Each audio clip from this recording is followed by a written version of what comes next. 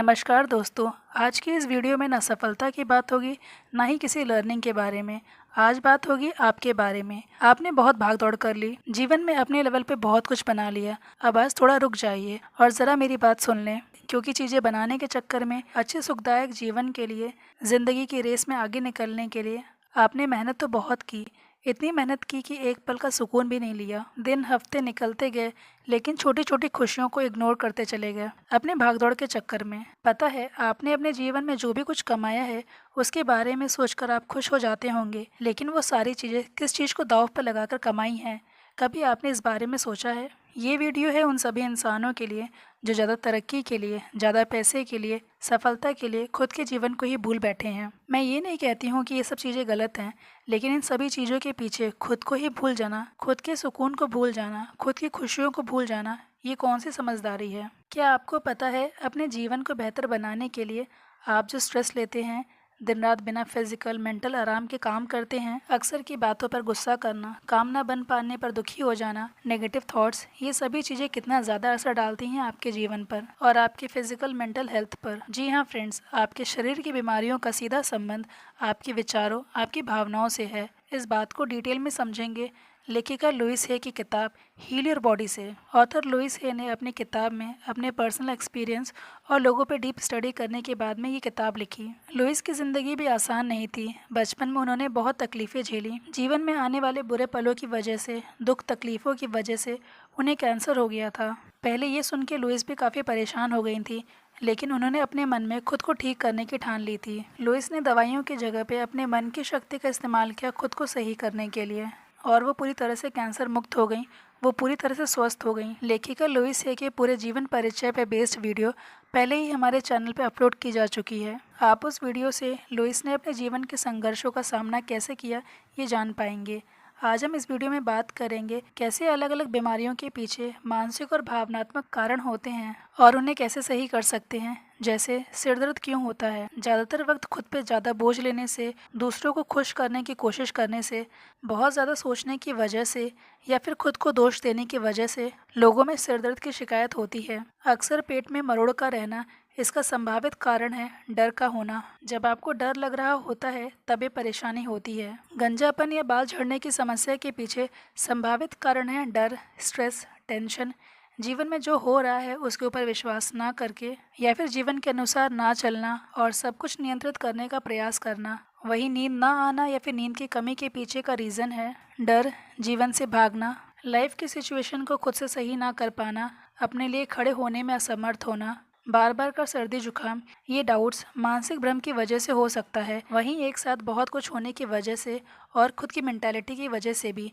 जैसे अपने मन में ये विचार रखना कि मौसम बदलते ही मुझे सर्दी जुकाम हो जाता है। खांसी की परेशानी तब होती है जब किसी व्यक्ति के अंदर ये भावना होती है कि मुझे देखो, मुझे समझो। वो जब खुद को साबित करने के लिए चीख चीख करके लोगों को ये बताना चाहते हैं और वो ये नहीं कर पाते, तब खांसी की परेशानी होने की संभावना बढ़ जाती है। कमजोरी का लगना, अक्सर कोई व्यक्ति कमजोरी तब फील करता है जब उसे मानसिक विश्राम की ज़रूरत होती है या उनके अंदर रेजिस्टेंस की भावना हो सकती है, जैसे किसी नियम या विचार का उन्हें विरोध हो या फिर अपने तरफ से जो वो काम कर रहे होते हैं उससे उन्हें प्रेम नहीं होता। तब कोई व्यक्ति कमजोरी महसूस कर सकता है। कब्ज, एसिडिटी का होना, ये तब होता है जब कोई व्यक्ति अतीत में अटका रहता है, वो अपने पुराने विचारों को छोड़ना नहीं चाहता, या कभी कभार की कंजूसी भी वजह हो सकती है कब्ज की। पेट का दर्द, अल्सर या पेट की समस्याओं का संभावित रीज़न है डर, चिढ़, इम्पेशंस, किसी माहौल से परेशान होना, वो चाहे घर का हो या फिर वर्क प्लेस का या फिर किसी के साथ रिश्ते का हो, या फिर ये फीलिंग रखना कि आप बेहतर नहीं हैं।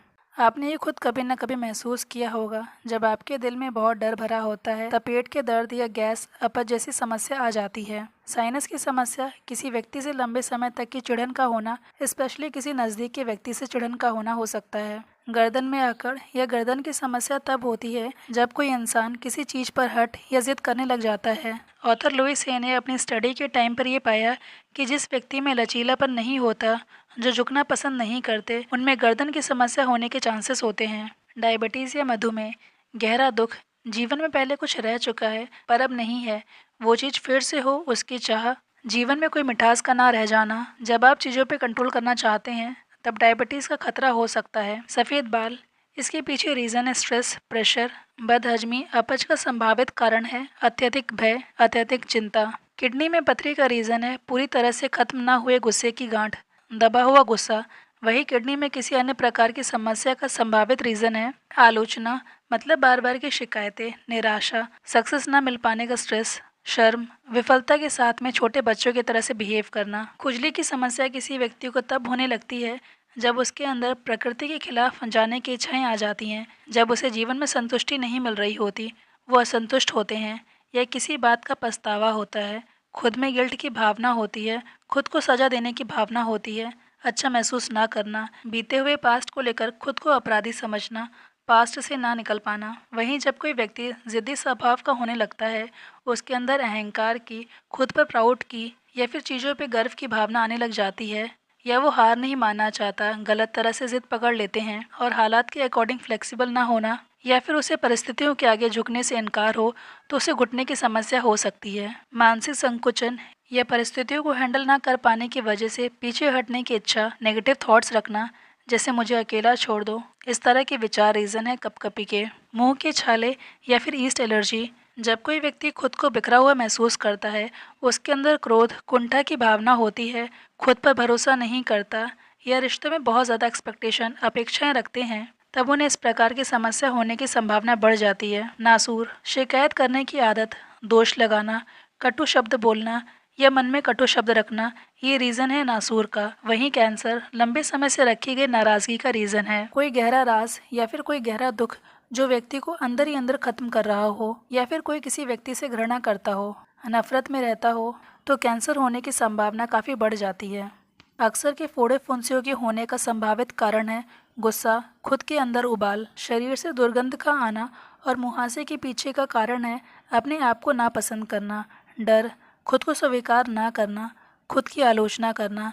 वहीं जो व्यक्ति संतुलन खो देते हैं, वो ऐसा इसलिए करते हैं क्योंकि उनके अंदर एकाग्रता की कमी होती है, उनके बिखरे हुए विचार होते हैं, वो खुद में स्टेबल नहीं होते, तभी विपरीत परिस्थितियों में संतुलन खो देते हैं। ज़्यादा भूख लगना या फिर भूख ना लगना, इस प्रकार की समस्या डर, जीवन पर भरोसा ना कर पाने की वजह से और अपने इमोशंस पे कंट्रोल ना कर पाने से खुद के जीवन को सिक्योर, सुरक्षित करने की भावना भूख का संभावित कारण है। लाइफ में स्ट्रेस कब बढ़ता है? जब वो जीवन की प्रक्रिया पर और खुद के ऊपर विश्वास नहीं करता। लाइफ में जो हो रहा है उसके लिए बार बार की शिकायत करना, उसे एक्सेप्ट नहीं करने से लाइफ में चिंता आती है। सांस के रोग का या ब्रोंकाइटिस का संभावित कारण है परिवार का दूषित खराब माहौल, बहस और चिल्लाना, या तो बहुत चिल्लाना या फिर एकदम से मौन साध लेना, बातचीत करना ही बंद कर देना। किसी के परिवार में इस प्रकार का माहौल है तो सांस की समस्या आसानी से हो सकती है। वहीं लीवर की समस्याएं, पीलिया, हेपेटाइटिस का खतरा तब बढ़ सकता है जब कोई लगातार शिकायतें करता रहे या खुद में ही कमी निकाले, गुस्सा करता रहे, अक्सर बुरा महसूस करना, ये रीज़न बन सकता है इस बीमारी का। आपने कुछ लोगों को अक्सर नाखून चबाते देखा होगा। नाखून चबाना जिनकी हैबिट है, उनके अंदर कहीं ना कहीं किसी प्रकार की कुंठा होती है, या उन्हें खुद के ऊपर गुस्सा रहता है, या फिर अपने किसी एक अभिभावक पेरेंट से मनमुटाव रहता है, उनकी आपस में नहीं बनती। फेफड़े और निमोनिया का संभावित रीज़न है खुद के जीवन को पूरी तरह से जीने लायक ना समझना, अवसाद या दुख, आपकी लाइफ में जो हो रहा है उसे एक्सेप्ट ना कर पाना। मितली के जैसा तब लगता है जब किसी व्यक्ति के भीतर किसी प्रकार का भय या घबराहट होती है। दौरा पड़ने की संभावित स्थिति है परिवार से, अपने आप से या जीवन से भागना। लाइफ में जो हो रहा है उसको फेस ना कर पाना। ब्लड प्रेशर या हाइपरटेंशन की प्रॉब्लम तब हो सकती है जब लंबे समय से किसी के भीतर कोई भावनात्मक समस्या बनी है जिसका समाधान नहीं हुआ है, मतलब लंबे समय से इमोशनली परेशान होना, बचपन से प्रेम की कमी या बचपन में प्रेम ना मिला हो, इग्नोरेंस मिली हो। दोस्तों लुइस हे कहती हैं, हर बीमारी का एक मेटाफिजिकल कारण होता है।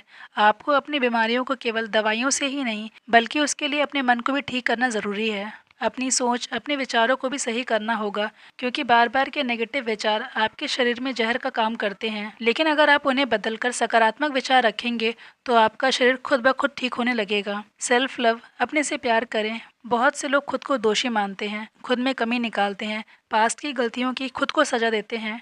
इस प्रकार की सोच बीमारियों को जन्म देती है। जब हम खुद को स्वीकार करते हैं, खुद को माफ़ करते हैं, खुद से प्यार करते हैं, तो हमारा शरीर भी सकारात्मक प्रतिक्रिया करता है। अपने जीवन में हर दिन सही अफर्मेशंस दोहराएं, जैसे मैं स्वस्थ हूँ, मैं शांत हूँ और सुरक्षित हूँ। खुद को और लोगों को माफ़ करना सीखें। कोई गुस्सा, दुख या फिर डर मन में कहीं दबा है तो उसे निकाल दें, क्योंकि वो शरीर में बीमारी बनाते हैं। अपने अंदर की इन तकलीफ़ों को लिखकर, बोलकर या फिर ध्यान के द्वारा बाहर निकाल दें। जब हमारे मन में नेगेटिविटी होती है, मन में बोझ या फिर डर होता है, तो उसका असर हमारे शरीर पर भी पड़ता है, जिसकी वजह से बीमारियां होती हैं। दोस्तों, हील योर बॉडी किताब हमें केवल बीमारियों या स्वास्थ्य के बारे में ही नहीं बताती, बल्कि ये हमारे मन, विचारों और भावनाओं को कैसे सही रखें उसके बारे में समझाती है। बीमारी केवल हमारे शरीर की समस्या नहीं है, ये हमारे भीतर की सोच और भावनाओं का प्रतिबिंब है। इसलिए अपने जीवन के निर्माता बने, खुद को समझें, खुद को अपनाएं और खुद से प्यार करें। जैसी आपकी सोच होगी वैसा आपका स्वास्थ्य होगा। आपका शरीर आपका घर है, उसे सुंदर और स्वस्थ बनाएं। इसी उम्मीद के साथ में हम आपके सफल जीवन की कामना करते हैं। धन्यवाद।